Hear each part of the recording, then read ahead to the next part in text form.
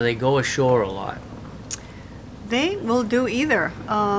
Most of the times they've got dinghies on board. They'll go ashore. Sometimes there's a quarry on the island. They swim. They do have an lobster bake on an island sometime during the trip. So it all depends on the island, but they sometimes have a chance to go ashore. But they certainly don't get to see all these windjammers all in one place, and that's what's so amazing. And of course, you get a lot of the other pleasure boats in here also, which is just a lot of fun for them just to see them all in one place too. Oh, it's a real thrill, and we know what it's like to be sailing close to them. Here comes the Nathaniel Bowditch, and you notice the bow is different. This was a Gloucester fisherman, and it was a fishing vessel, and the one that was fastest coming back from with a hold full of fish would get the best price, so they would try to be real fast, and Nathaniel Bowditch was one of those. But you'll notice the curve of the bow is a little different from the clipper bow on some of these other ones.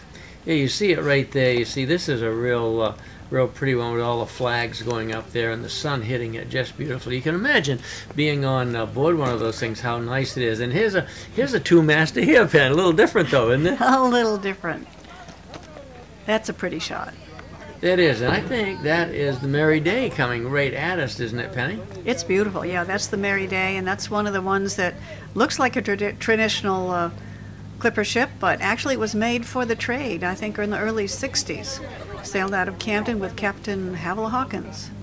It's just a beautiful, classic-looking sails and classic-looking boat. It's one of the prettiest ones, many people feel.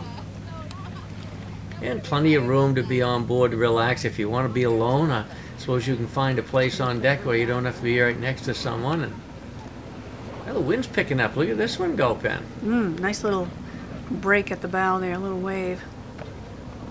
It's a great feeling to be on these when they're moving in the water. We've had a chance to sail on a few. There's a different style vessel. You're a little close to the water with that kayak. How must that feel to have those big windjammers be going right by you?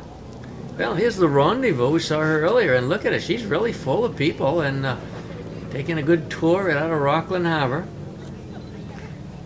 And one of the lobstermen. They still have to haul their traps amid all this. I wonder what they think about all these windjammers right in their own fishing grounds.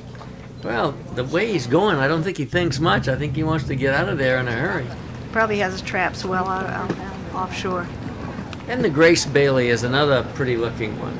Yes, it is. That one has sailed out of Camden for many years. It sailed for a while under the name the Maddie, and it was redone and refurbished, and now it's the Grace Bailey. Hey, look at the kayaker trying to keep up with it, man. He's working hard. He really is. But a beautiful day. Look at that sky, Pen. Only a few clouds in it, and yet just enough wind to push these windjammers along. Perfect conditions.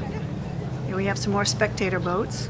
Lots of boats. I mean, normally you don't see this many out in Rockland Harbor all at once, but a lot of the locals and visitors have come to take advantage of the day. Here we have the American Eagle, another really, really pretty boat. Again, the Gloucester fisherman style, but this is a new one built for the trade.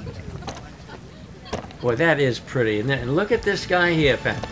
Just like on the Titanic. He's probably saying, I'm king of the world.